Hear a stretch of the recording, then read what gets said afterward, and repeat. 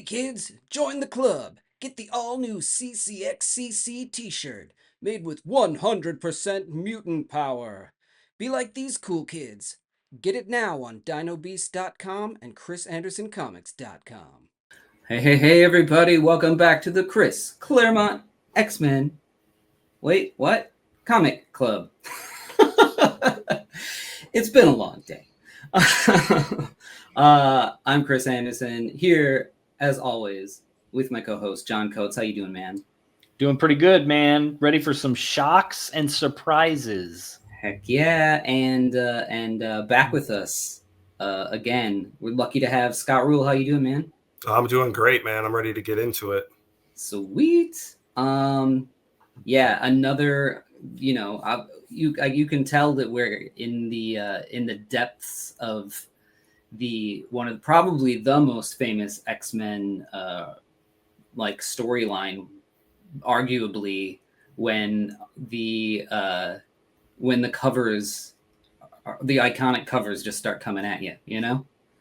And once again, we're hit with a banger here. 136. That's right. All right. Mm-hmm. Of course, another Byrne Austin joint on the cover. Yeah. Great, iconic kind of pose. Holding the limp figure. Does another one come to mind that happens before this in 1980? Because it gets copied later, right? Yeah. For Crisis, yeah. Right. Superman holding Supergirl, and right. Yeah. I was like, I had read about that, and I don't know the exact issue, but supposedly there's like a Silver Age Superman, one of those alternate stories, goofy stories, where, I think he's holding a dead Supergirl or something akin to what we know from Crisis. Okay. Because I guess Byrne refutes this as a homage or ripoff by Perez. He says it was done beforehand. And what did he say about the previous issue, which was also an homage, right? Right, to the Neil Adams Pharaoh issue. The Monolith, right? Yeah. Oh, sorry, the Living Monolith. Sounds suspect, but who knows? Right. Being there's precedence immediately before this. Yeah. Well, regardless, it's a rad cover. Yes, the color is great. I love the blue and yellow logo against the magenta. It's so great looking. Yeah. And framing of all of her parental figures in the crotch area of Cyclops there. Yeah, great composition all around, fitting everybody in. Yeah. Mm-hmm. Yeah, it's awesome. Yeah, man. Child of Light and Darkness, the final phase of the Phoenix, but not the final issue of the story arc. Right. Yeah. Look at Wolverine covering his face. Yeah, that's great. Yeah. Like he can't even look. It's so tragic. So distraught. Oh man, he just blends in between Colossus's yellow stripe and Phoenix's yellow arm. And I didn't even notice him there. Yeah, and the blue of Cyclops. Yeah. Yeah. Wow. Okay. There we go. Woo. Now we got a good look. Oh my gosh. Yeah, don't miss this special issue. Whew.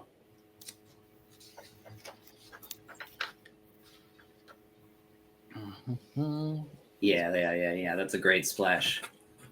Yeah, look at that. There you get all your good magenta right in your face. Mm-hmm.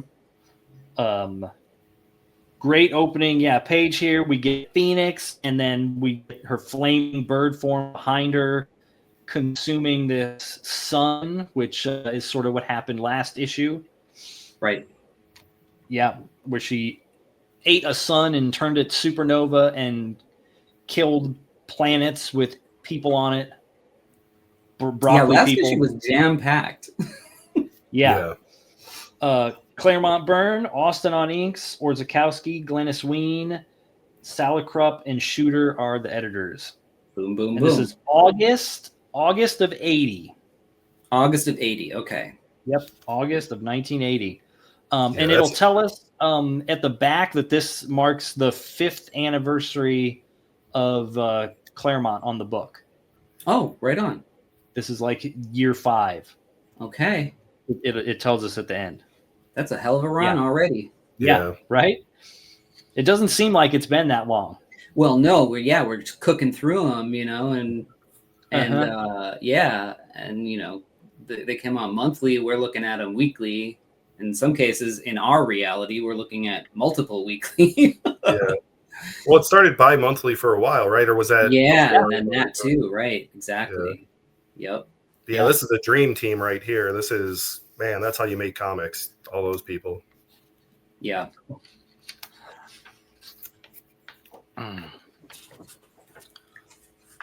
So here we go. We're starting off in space with our Shi'ar aliens here, sort of watching the footage from last issue where Phoenix is flying around, destroying this planet and destroying the Shi'ar warship that she faced off against.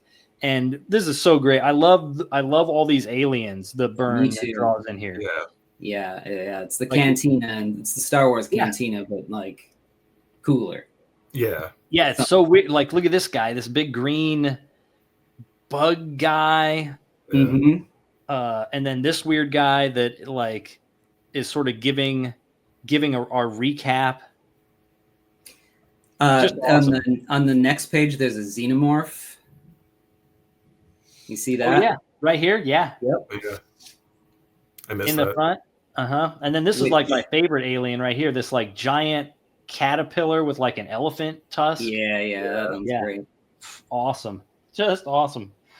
So yeah, here we go. The Empress Lilandra here is sort of talking to her advisors, figuring out what the heck happened. And she's telling them, well, she knew her as a human named Jean Grey. And she helped us before. She helped stop my brother when he was mad. And that lets us know that way back in issue 107 and 108. But now Phoenix must be destroyed. Interesting drawing here of Lilandra, like the way, like the line under the chin is left like open. Like Byrne usually doesn't do a face like that. Yep. Yeah. I've noticed something interesting in there's some sort of shift in the artwork in this issue, and I thought at first because it looks like it's colored a little bit differently, or the paper is different in my classic here, but seeing it, you know, in the original form, it's definitely, there's some sort of shift in the work, and I'm not sure which one of the team is making the shift, but yeah, it's different. And so now we're going to shift back to Earth, and we're going to start with the White House and Jimmy Carter calling the Avengers for, you know, to get their help, or to get them on standby in case there's an alien invasion. And they try and like do his accent. Oh, it's so funny. An accent, you know, like Dr. Calbo, and it's sprinkled through here. It's pretty great. And of course, Jarvis answers, and he thinks to himself, oh, well, you know, Master Beast was supposed to be on monitor duty. Where could he have gone? And just like we were talking about last issue about Beast not being a great Avenger, because he didn't tell the rest of the team what was going on, and he just sort of jumped ship and ran to help out the X-Men. He's loyal to his friends. That's right. And then that's where not his friends. Yeah. And then we're going to follow then Beast, as they're talking about Beast, into our next page here. And now we're with our X-Men here. Yeah. And great look at the Beast here with the underlighting. And he's like, his tongue sticking out as he's like working. Yeah. And look at that texture behind his head. Yeah. That's another panel that looks a little different from the stuff that came before it. Yeah. Yeah. It's like, they're like trying a few different little things here. Yeah. I love in the next panel his leg hiked up on the desk, though. That's great. Mm-hmm. Yeah. Yeah, he's got 3 hands going. Yeah. And he's making a little mind scrambler, mnemonic scrambler to put on Jean's head to try and disrupt her thoughts and confuse her so she can't like attack him. Right. Yeah. And here we get our little, we got to always remind ourselves that Cyclops, can't open his eyes. So they take a minute to do that as he switches between visor and glasses. Mm-hmm. Yeah. Gotta be rough, man. Yeah, these next 2 pages do a lot of that explaining of powers and how their stuff works for all the readers jumping in for the first time. Yeah. Yeah. And what better way to do that than a good old danger room workout? Heck yeah.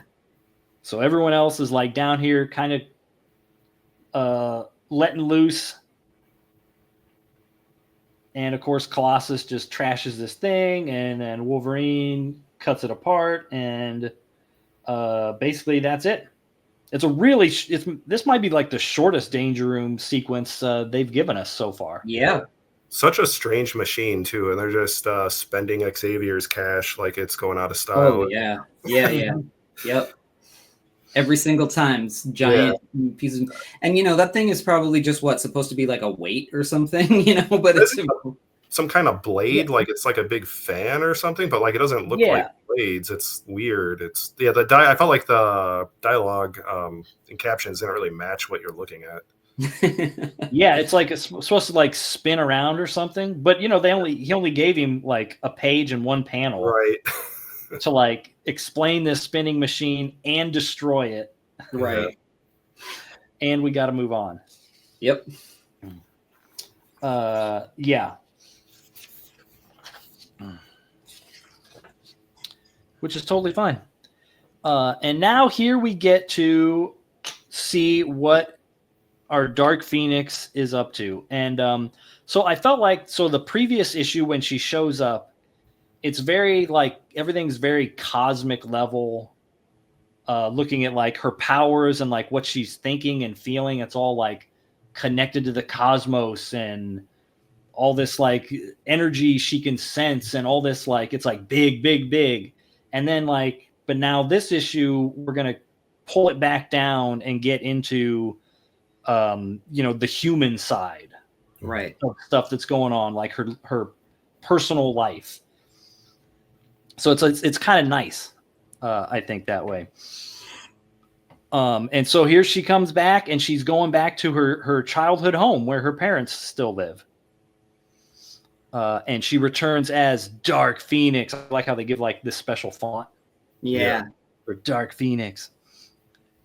And she just kind of creeps in the house here. And she's like remembering her life growing up here.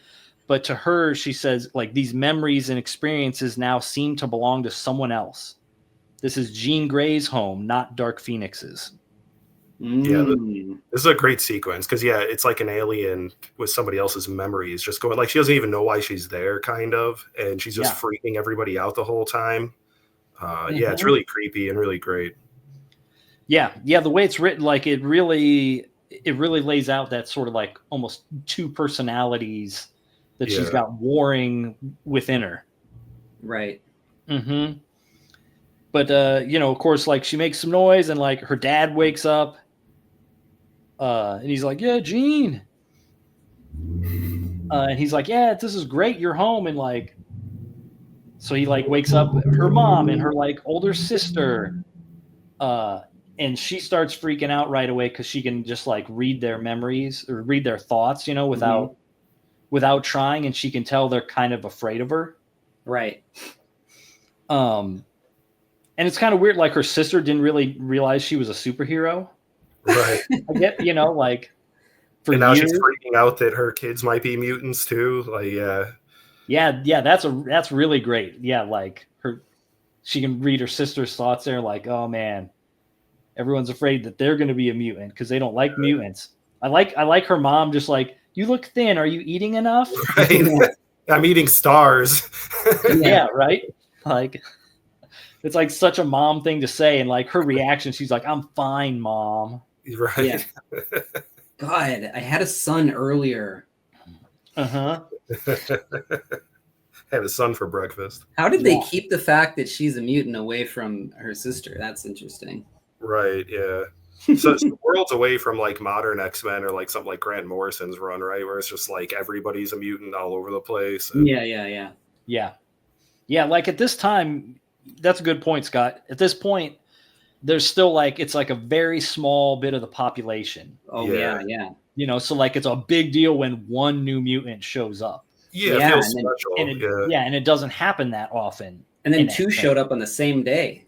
Yeah, and so it was like, oh my God. Yeah. What's going on? And here at the end, like she's kind of tired of like hearing everyone's thoughts and stuff, and she turns back and looks at him, you know, thinking like, I'm Dark Phoenix. I hold the fate of the universe in my hands, and like she gets these like awesome shadows like in her eyes, kind of like to show off when she's becoming Dark Phoenix, you know, becoming evil. Yeah, except that Kirby broken teeth. Right. Mm-hmm. That top panel, she looks very Jean. You know, she looks like young Jean, very innocent, and what a great dichotomy between those two panels. Yeah, it's a great little visual shortcut there to try and show something that's like you're trying to be a little subtle. So we got to pause for a second on this amazing ad. Yeah, that's fantastic. This gray, gory bat toy from Mattel that like apparently had like red liquid in the chest, so you could see it like drinking blood. Yeah, I got to go on eBay and get one of those. I wonder who drew that. Yeah, that's a good question. I don't recognize it. Staff artist at Mattel or something. I mean, man, what an awesome job. Yeah, they usually had like comic artists do them. Even the opposite page too, where like the actual like comic covers and price guide are like redrawn by hand. Yeah, It's so cool. Yeah. Like I'm sure this had to be like bullpen guys at Marvel or something, right? Right. Yeah, I would think so. Maybe. And all the different logos and everything by hand. Oh, it looks awesome. Like everything's by hand. Mm-hmm. Yeah, I wonder who owns that page. Right. Oh, man, that'd be a great page to have hanging up. Like that would be a really cool one. Yeah. Yeah. But anyways, like I'd never paid attention before, and like I've never seen one of these. I've seen one. One. Is it sweet? It's not. It's cool or whatever. It's I mean, you know, when you're pulling it out of a toy box that also has like Masters of the Universe and you know G.I. Joes and Transformers and stuff, and then you pull out this thing and you're like, what the hell is this? Next. But you know, it's cool on its own. I love the copy. You'll go bats for Gray Gory. Put your finger in his mouth and see what happens. Yeah. I feel like it had like, it was like rubber, but the inside of the thing there had like a pump maybe on the back or something. And then like the inside of its mouth was like plastic fangs. So you put your finger in its mouth and it was like hard in there and you know, a little bit of pain. Amazing. Yeah. Amazing. Cool. So now back to the action. So now Jean as Dark Phoenix has kind of flipped the switch, and now she's kind of yelling at her whole family, like, you fear me, all of you, and with good reason. What I do to this plant, I can do to you. So she just starts threatening them and turns this plant into crystals. And they're like, oh my God. And then her dad like, you're not mine. You're not any part of me. I deny you. I cast you out. Ooh. It's like it's performing an exorcism or something. Right. Like he's a vampire or something. Yeah. Yeah. It's like dang, that's harsh. That's harsh, Dad. Yeah. Right off the bat. And great. It's great. This is great. Like her sibling and her mom kind of cowering behind him there, you know. And Jean realizes all of a sudden, looks out the window and like, oh, there's fog everywhere. And she knows exactly what that means. That means Storm is here and the rest of the X-Men. And this is great here, the way they do the effects for like the fog, you know? Yeah, just the screen tone. Yeah. Over everything except her. I'm not sure how they did that. They probably did like a reverse tone, like a white tone maybe over it. Oh, maybe, yeah. Maybe that's what it is. There we go. That makes sense. Occam's razor, right? Yeah. That's how I do it. Yeah. I'm no Austin either, so. So right away, the X-Men are doing good right off the bat because here comes Nightcrawler, teleports in, puts Beast's little device, cool looking tech headband right on her. Heck yeah. And they're in business. My question is like, how does it just stay on? Like, can't she just grab it and just like... Yeah, that's what I thought too. Lift it off? It must have something in there. Yeah. It's sticking it down. Little screws that go right into your skull or something. Yeah, some super glue or something. Yeah, she's at the height of fashion. You remember in the early 80s that like it would be like headbands that had like just some Christmas lights on them. Right. Like get it at Chuck E. Cheese or whatever. Yeah. And right away the effects of the little headband like hit her, and like she's just like twisting and grabbing her head and freaking out. She's like, my mind's on fire, I can't concentrate. And so here comes Colossus, grabs her by the foot. Yeah, like, the Stardust special. Yeah, right. But then here it's like, not quite working. Like she still like slams him through like a tree or a wall or something here. Yeah, it's just something. Just something. Yeah, and she said, it may cripple me, but I'm far from helpless.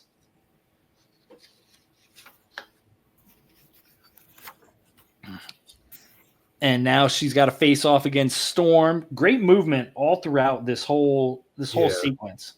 Yeah, really good body language. Yeah, and the way he varies the panels and how the characters look. This is a great image of Storm here. Yeah. In the rain. All that negative space and stuff. Yeah. And then I like the next panel here where then Jean's kind of flying up and like her eyes are all in shadows, you know? Like another way to like just try and distinguish the Dark Phoenix from the Jean. And Storm gives it her best shot, but still gets sort of taken out pretty easily. And this is great here where Storm is trying to say like, we're friends and like I love you and like in the name of the love we share, let us help you. And Jean replies, in the name of the love we shared, Aurora, I will weep over your grave. Damn, that is cold. Yeah. Awesome. And then the Beast grabs her and's like, temper. He's so cool. Oh, Hank. What a jokester. McCoy. But here comes, Wolverine's coming up. And he's like, I'm going to settle this the only way it can be settled. And so he just tackles her out of Beast's hands. And he thinks to himself, everybody's holding back. And, they keep thinking that Dark Phoenix is Jean as she was. And they're not dealing with reality here. And the only way we can stop her is basically we got to kill her. Right. Like he's already there. Yeah. He knows the score. This might be my favorite page from the issue. Like, seeing the look on Jean's face and, the realization from Wolverine, and then he pauses just for a split second and gets zapped. Yeah. Yeah. That like one look where it's like she's back in control and she's like, yes, do it. Yeah, she's begging him for it. And then that final final you wonder panel, if it's manipulation or not, Right, yeah, you don't know. But yeah, that final panel then when she's almost completely in black silhouette, she looks so evil there. Yeah, she does.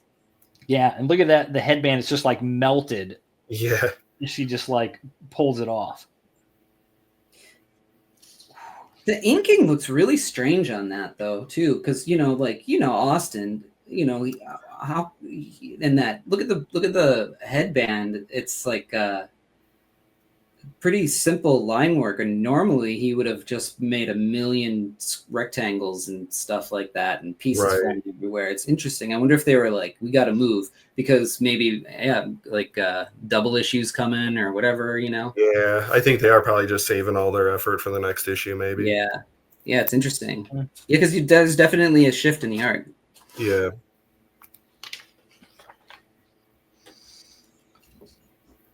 And now she is like full power, facing off with our X-Men, and just sort of grabs them all, and then makes them, into these like little statues, and gets rid of Storm's fog, no problem. So now it's like, oh, now we're back in the sort of the woods outside here. And Colossus is like trying to talk her down, like, hey, if you're still human, and she's like, I'm not.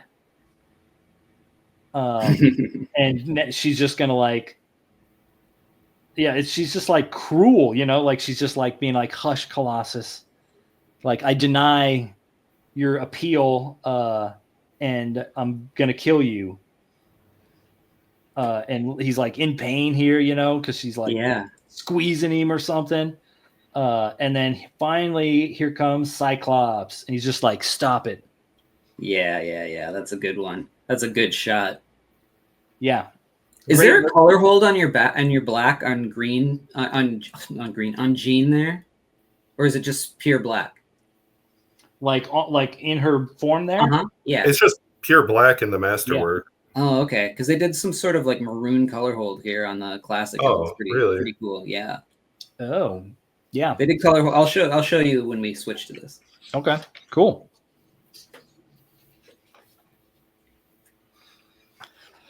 So now we get our sort of Scott and Jean reunion again, and like she's ready to fight, but he takes another a different tact here, and he's just like, "Well, I'm just here to talk."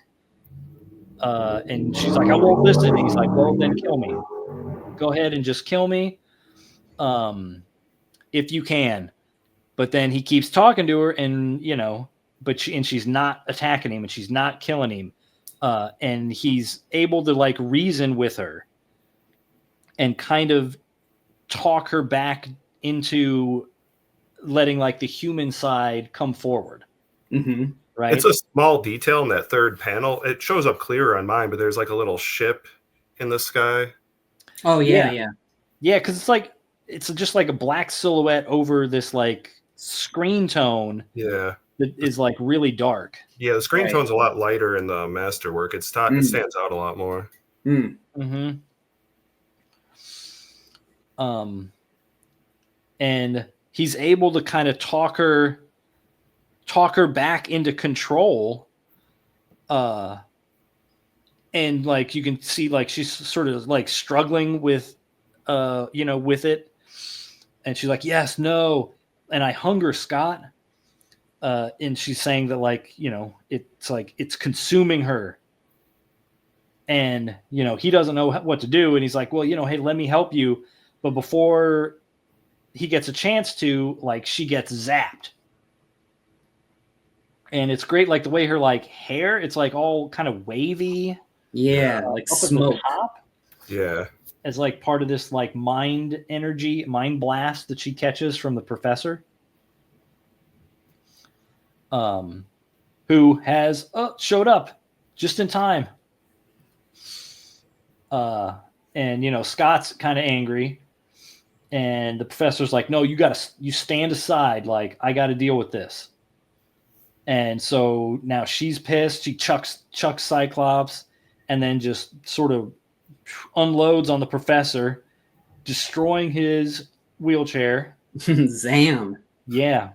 That happens a lot in this series. Yeah. He needs to get his cool floating chair. Yeah, the Jubilee hovercraft chair. Yeah. And the professor kind of blames himself for what has happened to Jean, and he's like, I'm going to put it right. Oh, man, yeah. And Jean's like, yeah, you set in motion the chain of events that created first Phoenix and then Dark Phoenix. Behold your creation, Charles Xavier. Ooh, great little energy panel here. Mm-hmm. Yeah, he does a cool version of like his own kind of Kirby Crackle. But Yes, it's like he does. Yeah, but it's Byrne. It's very Byrne-esque. It's yeah. Now I wonder if he does that in like other things that he's inking himself or whatever, because it feels like that's an Austin mark. Oh, that's a good point. That I feel like he still does this kind of crackle, like even when he's on Fan 4. Yeah, that's what I was gonna say. Okay. And he inks himself on Fantastic Four? No. There's on the first. Well, there's like 2 runs. The first one, I think it's Joe Sinat. Okay.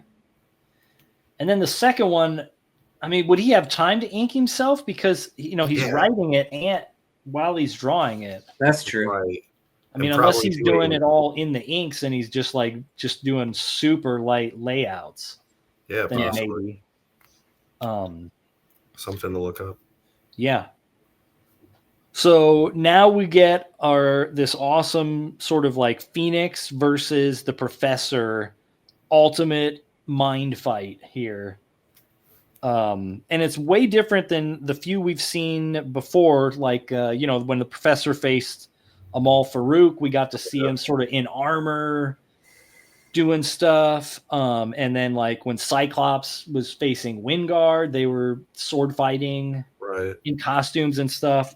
But here it's just like the energy of Phoenix. And we then cut back and forth as she's just like being more and more powerful and power, and then just zooming in on the Professor for his side of things. Yeah. And he's you get this tear rolling down his face, and you kind of see these like sparkles in his eye here. And then Claremont just kind of describes it to us like really simply too. Yeah. Yeah. The insane young telepath versus her teacher in a death duel between the strongest mutant minds on Earth. The struggle is epic. And then eventually we get over to this just crazy like vortex of energy here. And the Professor is able to defeat her. He's able to sort of capture her psionic abilities like in sort of like a network of circuit breakers is how they're described. So like layers of a net or something. He's just sort of like pulled her back in, reined all this power back together, sort of what Mastermind had slowly sort of stripped away from her. Right. The controls. And boom, here she goes, collapses. And the Professor kind of says like, basically he couldn't have actually done this to her alone. It's because Jean was still in there fighting the Dark Phoenix force herself. Yeah. And so awesome. It was like the two of them together were able to control her and to control that evil side. And now here's Cyclops sort of, picking her up, and she like, wakes back up and like she's normal Jean again. And she's just like, hi. Got me, guys. Yeah, I love how that battle apparently like dissolved her clothes too. Yes. Yeah. Her dad brings her a robe or something in the next panel. Yeah. He's blushing, she says. Yeah. Right. And it's interesting, like, Scott here is like thinking like, like, I'm not even sure she's alive, but if she's changed, like, I don't care if she's changed, I'm still going to love her. And he gives the whole, like, for better or worse sort of, marriage thing here. Yeah. And she, of course, hears him because she can read his mind, and she takes it and she's like, "Oh, hey, was that like a proposal?" And then like he's like, "Oh, well, yeah, what do you say?" And she's like, "Yes." Oh, So- wow. So look at that. Remember, her clothes are actually she manifests them in her mind. Yeah. She isn't actually ever wearing clothes. Right. Yeah. So yeah, it must have like, oh, I forgot about. I got distracted. I forgot about clothes. Yeah. And so there's our engagement panel right there. Look at that. Oh my god, that wasn't on the cover. Yeah, well, it said shocks and surprises. It did say shocks and There- surprises. It Look at was that. a They were curveball. they were about to be dead, and now they're going to be married instead. Yeah, and here we get like her dad. I guess is no longer casting her out. Like she's all good now. So yeah, he gives her Can't a cast her out rose. when she's naked. Yeah. And then like, Angel, where'd you come from? And it's like, well, yeah, he had to get the professor here from New Mexico because that's where they were the last time we saw him. Man, just need Iceman now, and we got everybody. Yeah, but Iceman sucks, so so we don't really need him. Angel doesn't. Well, he's not Iceman level. He's got But money at least. He's got But something. he's not cool Angel yet. Yeah. Right, exactly. It's gonna take a while. Yeah, and everyone's just like, hey, okay. This is great. And like the professor's like, hey, I'm gonna explain everything, but like let's go have some tea. And it's like, oh, all right. It's been a strenuous night. But then before anything else can happen, before they even get their tea, boom, they just start glowing, and boom, they're gone. Disappeared. Teleported out of there. I can guess what happens here. Yeah. And her family is just freaking out. I feel like that's always what happens to the Greys. Whenever they show up in X-Men, like they're always just like left in the lurch. They never know anything that's happening. You know, they didn't even know. Last time we saw him was at Jean's apartment, right, with Misty Knight, and it was like it got demolished. Yeah. Yeah, and they got sucked away into like through the Stargate. I wonder what her dad does for a living. Because, yeah, I mean, what's he do when he goes into the office on Monday? Like, Right. even when, after this, do they get back into that space shuttle or that shuttle they took here and go back home? Like, oh, well, or do they walk home? Like, I mean, it seems like they're in the middle of nowhere. You know, they're in the middle of a forest somewhere. Yeah. Wait, did they get? They're not just in the backyard still. They got moved.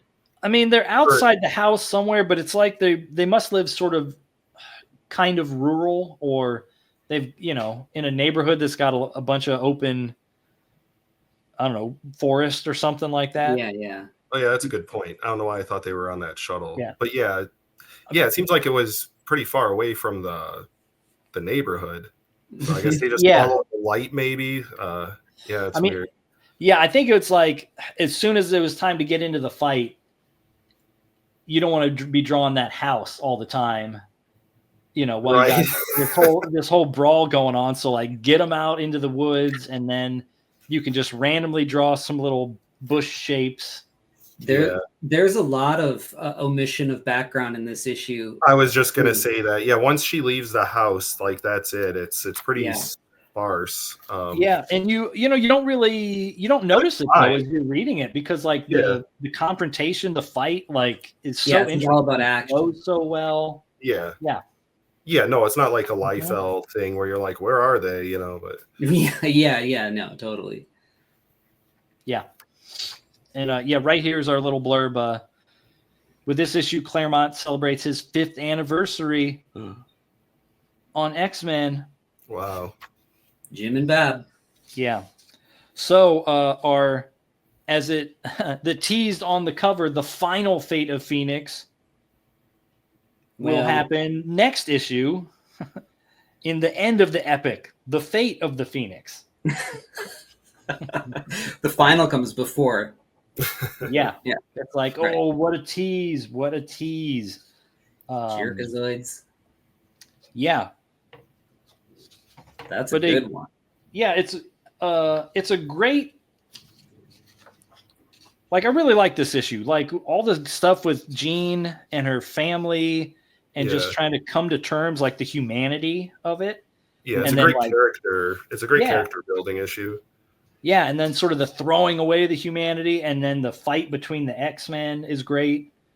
And the way it's sort of resolved, I think, is terrific with the Professor showing up. Yeah. Yeah, because he hasn't really been used much since the new X-Men. He's kind of, he's really in the background, just kind of more hands off. Yeah, he's admitted it too, you know? Yeah. Yeah, because like they went off without him, and then he thought they were dead, and then he goes to space, so he's just not anywhere. Yeah. Yeah, and then he comes back and it's kind of like a dick, and it's just kind of weird. And then now he does something. Right. Yeah. Mm-hmm. Great stuff here. What do you guys think of sort of this point of our Dark Phoenix saga? I love it. It's kind of the lull before the storm, right? Like, no pun intended. Yeah, it gives you a little bit of breathing space. Like I said, like gives you some character stuff because the last issue was so epic. But for some possibility, the next issue is going to be even more epic, you know? So it's like a nice kind of, okay, it feels resolved almost to a point, but then, they get whisked away. And at this point, in all the Claremont X-Men, all the stuff building up to it, you really have no idea what's going to happen next. It could be anything, you know? It was the Hellfire Club. It was all these different aspects in play. Yeah. Yeah, you got a couple little things, seeds that were planted here and there. But, you know, just as a first-time reader, they kind of trick you into thinking, oh, this is the end of this arc, you know, and whatever's going to happen next. Well, she's cured now, right? So we're all good. We're all good. He proposed to her. They seem happy. It actually feels like kind of a happy-ish ending.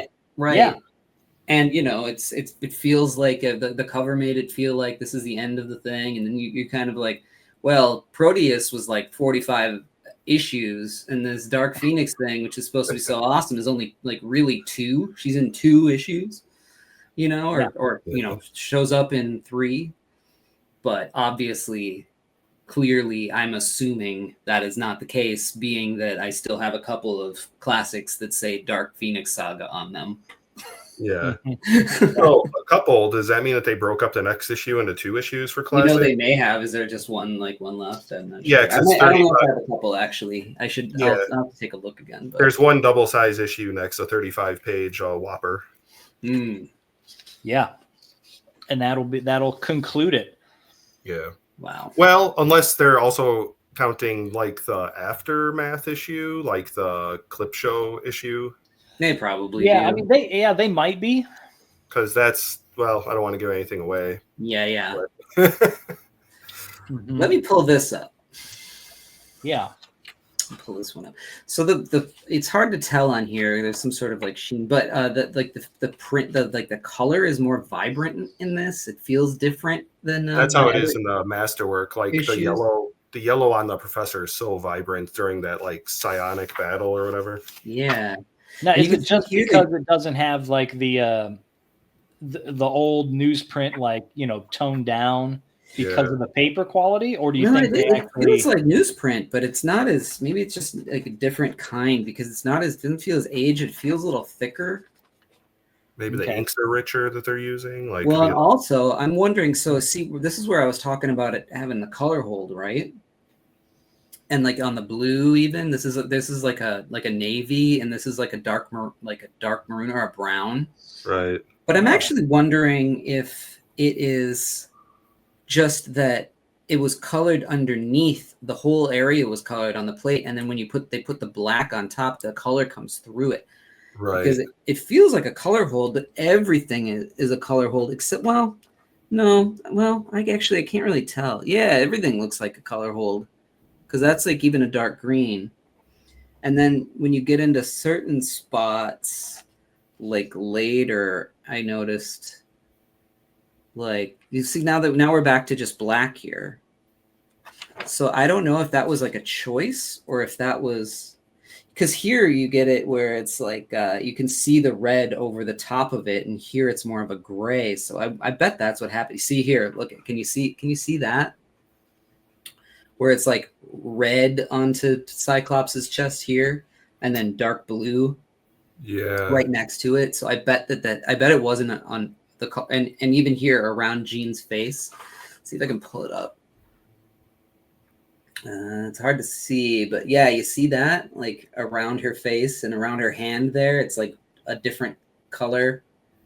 So I bet it's just like shitty printing, but it actually looks kind of cool this way. Yeah. So that's interesting. Yeah, I don't know how that worked. Different process, I guess. Here's the cover of this one, another great one. Yeah, that's cool. I almost like this one better than the last one.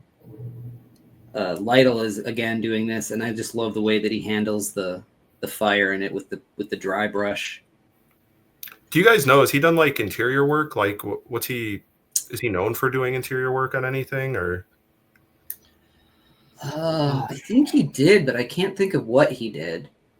I want to say it's more was it like just like Marvel B-level series and stuff? Yeah, like Marvel like Comics Presents or Marvel Fanfare. Moon Knight kind of a thing or something. Yeah, probably. Yeah.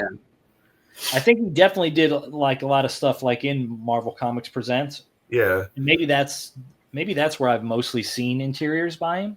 But yeah, because I'd love to see. Well, I mean, it's probably too late now. I wonder what he's even doing now. But I think he passed away like last year. Oh, did he? Yeah, I think so. Sorry, that's a shame. Yeah, he should have been on. I don't know. Yeah, give him a next title, like a spinoff or something. I don't know, or just let him do an arc. Yeah, I'm not sure. I'm not that versed in him. He did my. Some of these are my. Obviously, I'm a huge Art Adams guy, and I loved all of Art Adams covers that were in the beginning of this, but definitely like his stuff fits the tone more. Yeah, it's really great. Uh-huh. More dramatic and stuff. He might have done some Excalibur. Oh, you know what? That does later, post Alan Davis. Yeah, right. Yeah, I think you're right. He's another guy that's kind of switches up things, because here he's using like a nib. Yeah, that's really cool. Yeah, that's super cool. Yeah. I'd love to see a whole story done in that style. Yeah. Uh-huh. The backup here continues from our last issue. Oh dear. It actually makes a little bit of sense to me now, considering what happened in this issue. So we got Mike Collins again. It is Claremont. Joe Rubinstein is inking. So let's see here it is. Okay, When Dreams Are Dust. So I don't love the art in it, to be honest with you, but it's is what it is. So here we go again. The last one was Scott at the orphanage. He was getting his friend was getting bullied. He stepped in. That bully ended up like jumping off the roof of the orphanage, and he couldn't save him. And his little friend turned into a little jerk, and we found out that it's Mr. Sinister is actually like pulling the strings and all this stuff. And there is a doctor, this female doctor who has taken an interest in Scott, and we and at the end she was kind of like, oh, lightheaded, like, because you get the picture there, to get the idea that Sinister is doing something to her too. So here we go.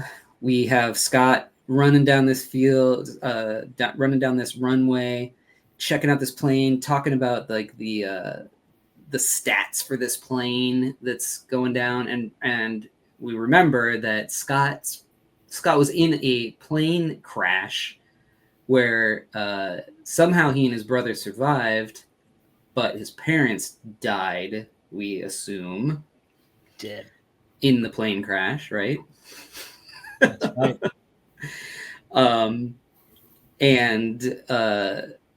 So he's at the orphanage by himself. His brother we find out got adopted and taken by another family.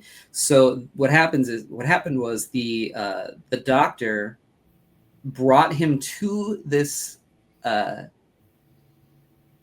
like air base that invites everybody once a year to come and look at the planes, and the Army shows off, or the Air Force shows off its like latest toys. And she's, you know, the doctor was a pilot, and Scott is like, oh, I love planes and stuff, which you're like, he loves planes. He was in a crash. His parents died in a plane. Like, you would think that he would want to be nowhere near a plane whatsoever. And you know, he sees the old World War II bomber, and then this friend of the doctor's is works there too, and she's like, oh, that's you know, that's the latest thing. That's their latest plane. And he's like, oh my God, amazing! It goes Mach 2, blah blah blah blah blah, takes off, and Then they start watching this biplane, and the friend is like, oh yeah, that's my husband is flying that, and he's like one of the best pilots there is. And Scott's like, oh my God, this is so cool. It does a perfect 3-point landing, which I guess I didn't realize that was like a term for like a plane landing on all 3 of its wheels. I guess it just connected for me for the first time reading this. And then, so this guy's like, hey, the wife comes to him, and she's like, not too shabby for an ancient Airedale. And the kid's like, it was great. And he's like, nice talk, wife. Keep it up. Maybe I'll trade you in for the kid. He sounds more my style. Like, oh, okay, that's kind of weird. What? Yeah. Promises, she says. So, like, you know, the kid and this pilot hit it off, and, you know, they're watching stuff, and these guys are coming down, and they let off these flares so that everybody can see them, and that was it. That's it. That triggers him. And he's like, burning smoke. Oh. And he freaks out, runs off, and the doctor's like, oh, I thought that he was past that. You know, clearly the kid, the way that he was talking, knows about the Air Force, and it kind of tips off this guy to be like, like, you know, see, I think he like maybe knew Scott's parents or something like that, and it's just dawning on him who this kid is. And you see him go, and like he's flipping and flailing around by himself in the grass over here, because you know he has brain damage too, right? He's got all kinds of problems. Oh yeah. And so she comes, and like he like hallucinates that it's his mom, and he's just like freaking out, and he's like, Mom, we're burning. Oh my God. She's like, oh my God, I'll protect you. And, you know, and then hauls him off. You know, kind of tucks him in. And then here's his friend, and the friend like is like being kind of a dick to her. And he's like, well, you know, you can't be that good of a doctor if you're here. And she's like, you know, maybe because places like this and kids like you need somebody better than the bottom of the barrel. And he's like, oh, I get it. You're being noble. And she's like, what the heck? You know, you got some mouth on you, Buster. And he's like, careful, Doc. One fine night, I made, you know, I may lash out at you or something like that. And so now they're back flying this plane, she and her friend, and kind of talking about it. And they land and go to talk to the husband, and he's letting Scott check out the cockpit and stuff like that, and he's still putting it together more. And they go and they get some food at the diner. Scott's over by himself eating a sundae, and he kind of proposes to his wife, hey, maybe we should adopt this kid, you know. And so, you know, Scott is like psyched. But as they go back, the guy who's the head of it is like, hey, that's not how this works. And she's like, well, I thought you wanted to adopt these kids out. And he's like, well, yeah, but he's like in the military and, you know, he might not be around and we're just going to have to let it play out. And, you know, Scott kind of hears about it. And, you know, at the end of the conversation, it seems like it might happen. So they go back and the guy's like, hey, you know, we're gonna try to adopt you, but we're gonna try to find some answers. I bet you have family out there, and we should, you know, get you back with them. And you know, like Scott's not happy about that. He's like, I wanted you guys to adopt me. And he's like, well, for now, how about we just spend Christmas together? And Scott's happy about that. Next day or that night, the doctor wakes up in her nightie here in a very strange place, and it's Mr. Sinister has kidnapped her and has been like, you're getting in my way, and I'm gonna have to deal with you somehow here. So we go back to the orphanage, and he's like going up to talk to the doctor, and you can see she now has her hair up, and she's wearing black, and she's, you know, changed her posture and her face, and she's like, hey, what about your friends? Like, any word about them? You know, since they went on a trip, and then any word about them?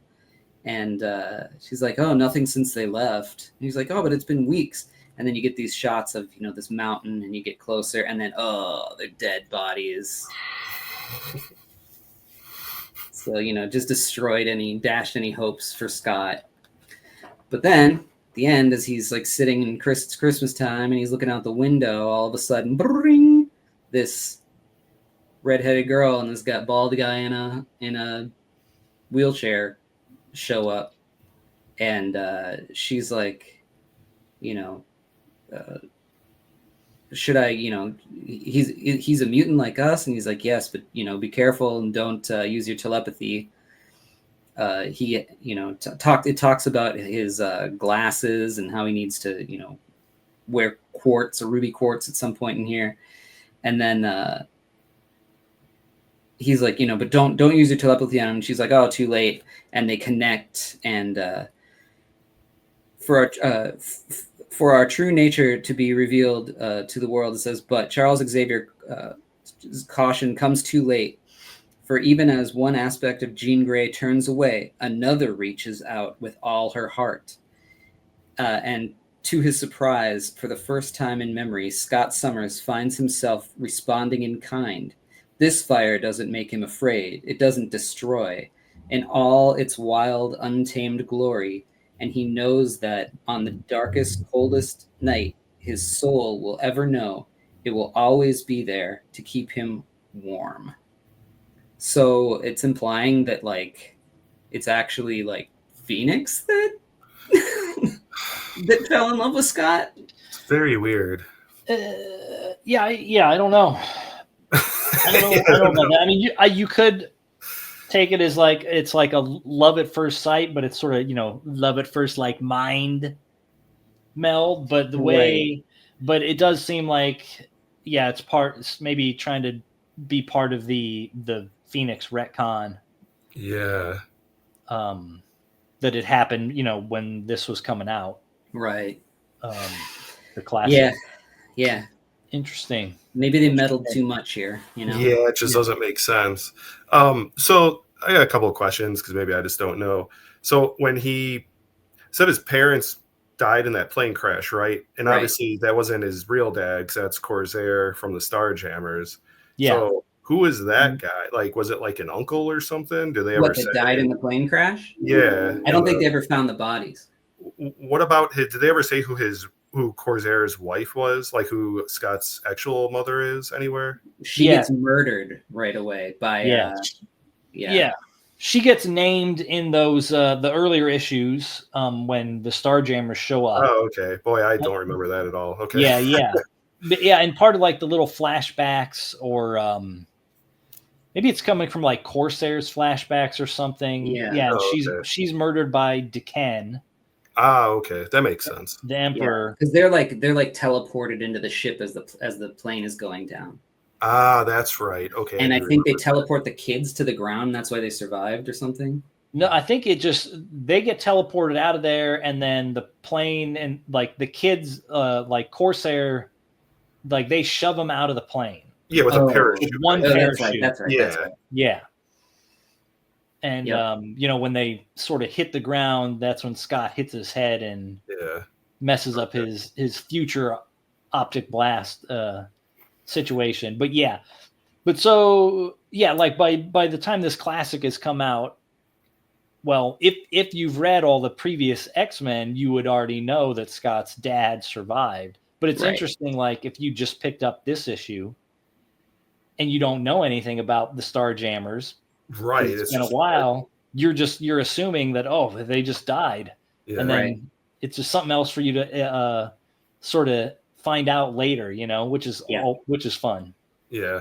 Yeah, totally. So from my reading, and I might get some of these details wrong, but I've read, interviews with Chris Claremont way after the fact in his original plans for Mr. Sinister. Like, are you aware of that, John? Because he said basically the kid, his best friend who is in this was the mutant, and Mr. Sinister was a projection. Like that kid's a mutant, and Mr. Sinister was like his idealized version of a villain. And then he was going to have an idealized version of a hero, and that was supposed to be Gambit. Ah. And that's why they're both so wonky looking, and why they have the red eyes or the goofy eyes. And because when you look at like Sinister's costume, even though it was created in the 80s, and like you look at all these guys' costume, it's still like ultra flamboyant. Even it's like Rooster Man.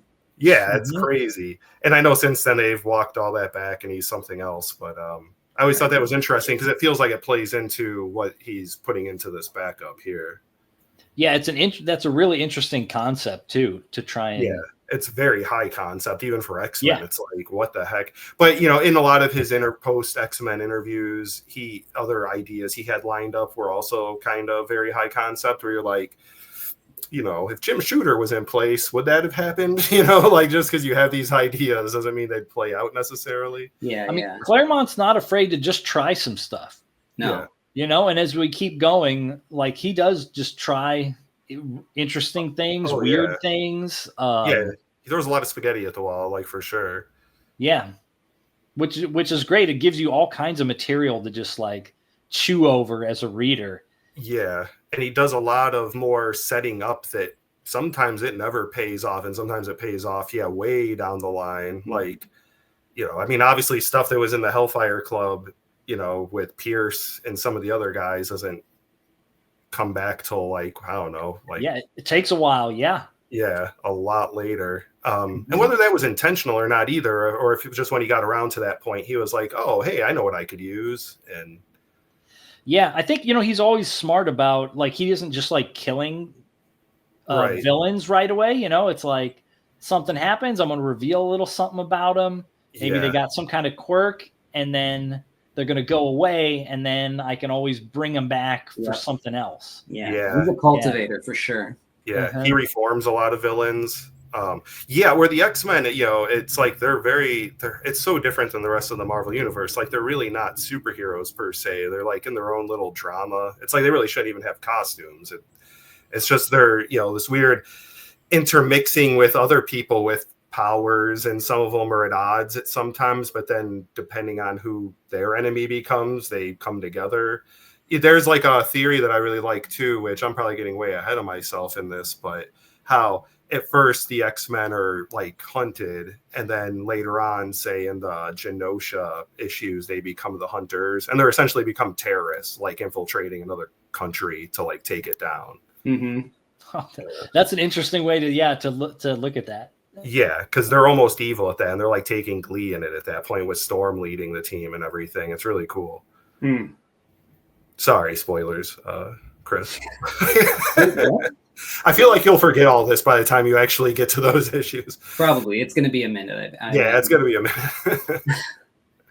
Awesome. Well, I mean, anything else to say about this one? No, but for some, in a lot of ways, the best is still yet to come. Like, it's the next issue is so awesome. Okay, I can't wait. What about you, John? No, terrific middle portion of our Dark Phoenix trilogy here. All right. Yeah, great stuff. Awesome. Well, let's see here. We got issue 137 coming up next. That's right. 137 will be the final phase yes, of the Phoenix. The final. Is there a final? Yeah, but you know, like we always say, go out, find it however you have to. You know, rob, steal, whatever you got to do. But there's a million ways to read the X-Men, a million ways to follow the club. Don't forget to join the club and go to one of our sites and get your official CCXCC t-shirt also, just to remind you at the end, even though you were reminded at the beginning. Until next week, everybody, be excellent. Later.